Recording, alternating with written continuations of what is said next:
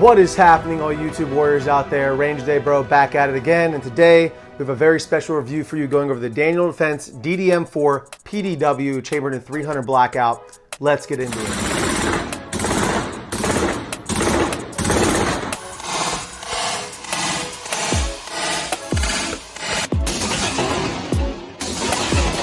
Alright guys, welcome back to the channel. If you're like me and you have an obsession with backpack guns, go ahead and hit the subscribe button, guys. This is one of the best backpack guns out on the market. And what I'm going to talk about today, because we've already reviewed this once on the channel, very early on in fact on the channel, and now that I've owned this for a few years, I've taken this to several courses, I've run it suppressed, I've run it dirty in the dirt. I just wanted to come back and report to you guys how I feel about this now, some of the upgrades, what came with the gun, what I've upgraded to the gun, and how it performs all around in those different courses of fire, in those different training classes that I've done, and also just training myself at the flat range. So in that first review that I did on this, I went over all the specs. I'm not really gonna get into too much of that now. Instead, what I'm gonna do is actually go into the upgrades that I've made to this gun so far and talk to you a little bit about why I've done so.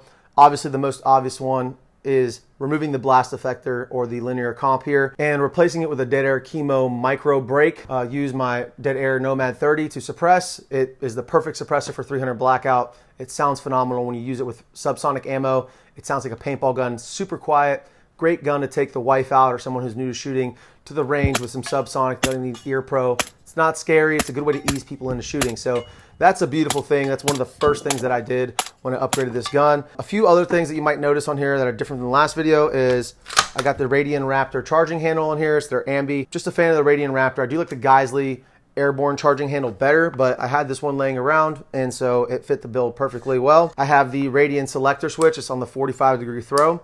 I have a Geisley super dynamic 3-gun trigger.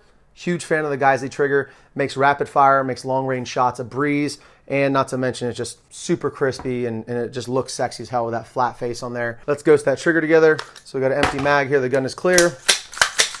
No play. You're immediately at the wall. It's like glass smooth, no creep at all. And then a brake right at 4.5 pounds. Reset is super short and very audible, very tactile. So that's a beautiful trigger that I upgraded this with. Outside of that, I have the Reptilla grip on here. Not the biggest fan of Daniel Defense grips. They're not the worst thing in the world. Obviously, I still got one up here on my Mark 18. Still run it all the time. But if I had a preference, it's either the K2 or the Reptilla CQB grip. Love this thing. It fits the build really well. It looks really sexy. And when you collapse the brace down, you know, you see how tiny of a package it is, you know, not mentioning the suppressor. It's really well balanced the way it's set up right now. Still running the stock bolt carrier group, stock upper and lower from Daniel Defense, and everything else is from Daniel. This is their MRF 6-inch handguard here. It's got the M-lock panels on the top 2 angles on the side and on the bottom. And on these bottom 2 angles, it's just open for ventilation, but it's also got QD cups at all 4 corners, which is nice for your QD sling points. And then obviously it comes with a Maxim brace that also has a QD point back here. And this brace it's pretty cool. I've grown to learn that I don't love PDW style braces. Just not the best cheek weld here when you're trying to get longer shots or when you're trying to really run a gun. It's hard to get consistent cheek weld, but with some practice, it can be done. It's a great little brace when you collapse it down. It does collapse further down than most other PDW braces out there because of the way it's designed. But the coolest thing is you keep a mil-spec bolt carrier group for parts interchangeability. That was a big deal to me. I like keeping that parts compatibility. Up here in the front, I have the Strike Industries hand stop that I've chopped to make it look more like the Zenit Co. Big fan of that. A lot of you guys ask what kind of hand stop this is. That's what it is. It's a Strike Industries, and I chop it, and it looks badass. A really big fan of that. And then I just run my Magpul 300 blackout PMags. Up top, I got the EOTech EXPS 3-0. So it's a single 1 MOA dot in here with the EOTech Donut of Death. In the video footage, you'll see me attempting to shoot out to 400 yards, successfully shooting out there, but with a bit of a struggle because of just the 1X on here and no magnification. It's real hard to know where to hold when you're holding in open space with just a 1-dot reticle. So with that being said, if I had put a magnified optic on here, had my magnifier on here, I probably would have gotten much more consistent shots. But all I wanted to do was prove in that footage that this thing is definitely capable. 7-inch 300 blackout is more than capable to shoot out to 400 yards and get there and smack the target. Now, what kind of energy does it have when it gets there?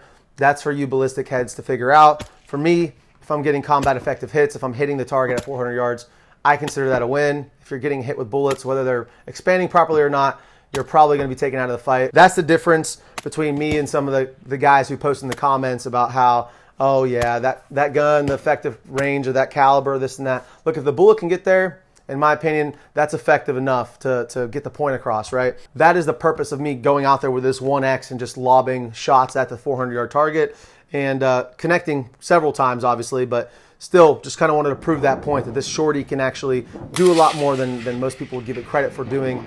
Just like with the Mark 18, a lot of people say that thing's only effective out to 150 yards. It's just not the case. It'll shoot a lot further, but again, you guys can argue down in the comments about the energy when it gets there. I couldn't be happier with this gun after owning it for about 2 years now, putting several thousand rounds through it. Don't have an exact count, but it's got to be upwards of about 2,000 to 2,500 rounds, which for me is an incredible round count because 300 Blackout is very expensive. But this stuff is a lot of fun to shoot. Like I said, taking new shooters to the range, letting them shoot this suppressed subsonic for the first time, it's like a dream. Obviously, it's really well balanced the way I have it right now. I don't have too much on here, don't have a light or anything yet. But the way it's set up just at this moment, it's really well balanced. I'll probably end up SBRing this eventually and throwing on some more lights and making this a more full kitted out rig, maybe put a riser on here for night vision use. All that being said, the reason I want to do all that is because this gun is so much fun to shoot, so much fun to run and gun with. It's so lightweight. It's so easy to quickly transition from target to target. You can still, standing free-handed, easily hit targets at 100 yards, as you see in the footage there. Really impressed with this platform all around. Very few malfunctions, and the malfunctions that were caused, I would completely attribute to just being dry. You can see this thing is full of dust right now. The range we were at recently was a very windy day. It had a lot of dry clay, and you'll see that dust kicking up, and it's just sticking to the gun. And even through all that, all those adverse conditions, I only had one failure to load, go in a battery with a new round. I just dropped my mag, cleared it out, put the mag back in, racked it, and the malfunction was cleared. So I can't say no malfunctions. However, again, running through about 400 or 500 rounds that day in particular without any lubrication, without really slowing down. The gun was getting very hot, and all that dust and all that blowback from the suppressor is what I attribute that failure to feed towards. Besides that, incredibly reliable gun, incredibly quiet, fun to shoot, easy to run and gun with, and honestly, just a favorite of my collection. So is the Daniel Defense DDM4 PDW right for you? Well, again, that depends on your application. If you're looking for a truck gun, if you're looking for a nightstand gun for home defense, if you're looking for a, hey, I want to run through the woods and shoot some hogs, this is absolutely the gun for you. It's comes with everything you need right from Daniel Defense to get out in the field and start running and running reliably. So all you need is an optic, a suppressor, and you're good to go. If you're looking for a do-it-all gun for the end of the world, is this the gun that I would choose? Maybe because of the subsonic capabilities and being able to stay quiet, but at the same time, I think I'd choose something with a little more range because I honestly, if in that case, wouldn't want people getting too close to me. I'd like to hit them from a far ways out. With this, again, it could be done out to 400 yards as you've seen, and I'm sure even further to 5 if I was a better shot, if I had a magnified optic. But the way I have it set up is realistically the way it's going to run for me because I don't really see this being more than a 0 to 200 yard gun, and that is plenty capable with just the EOTech and my skill set. So that's why I'm running it like this. So to answer your question, if I could go back and buy this gun again or choose to buy something else with an unlimited budget, would I choose this over the Honey Badger or the Noveske Ghetto Blaster or some of the other higher end top tier options on the market? The answer is yes. And the reason that is, I'm not knocking those other companies. I'm sure they're great companies. Some of you guys may have experience with those guns, but personally, when I find something that works, I'm a pretty loyal guy and I like to stick with it. And this thing just runs. It's beautiful. It's sexy. It fits in my backpack nicely. And yeah, if I had to do it all over again, I would buy this thing a million times over. So I just wanted to do a follow-up review, talk to you guys about why I believe this is the best PDW on the market. And there's the reason right there. It's because it is fun to shoot. It's reliable. It's well balanced, and it's somewhat affordable when you look at the other options on the market. However, I don't think anything really can even compete with this guy for the price and for what you get out of the box with Daniel Defense. Being a cold hammer forged chrome line barrel with a pin gas box, absolutely bomb proof. This thing is meant and ready for war. Now, that leads me into the end of the video and what I wanted to convey to you guys and kind of my message and why I started the channel. Obviously, we talk about guns. These are weapons. These are tools. These are tools to protect freedom. However, at the end of the day, what it comes down to is peace and love. We should always hope for peace and love. Go out, hug your friends, hug your family, tell them you love them, guys. This right here is meant to preserve the things we love, our freedoms, the respect we have for one another. And without the love and the camaraderie for each other and without loving your fellow neighbors, we have nothing, guys. We're just animals at that point without that love and without that compassion. So show some empathy. Go give your loved ones a hug, give them a kiss, take them to the range and show them how to shoot. Give them a gift that keeps on giving. Thank you guys so much for stopping by the channel. If it's your first time here, please like, comment, and subscribe.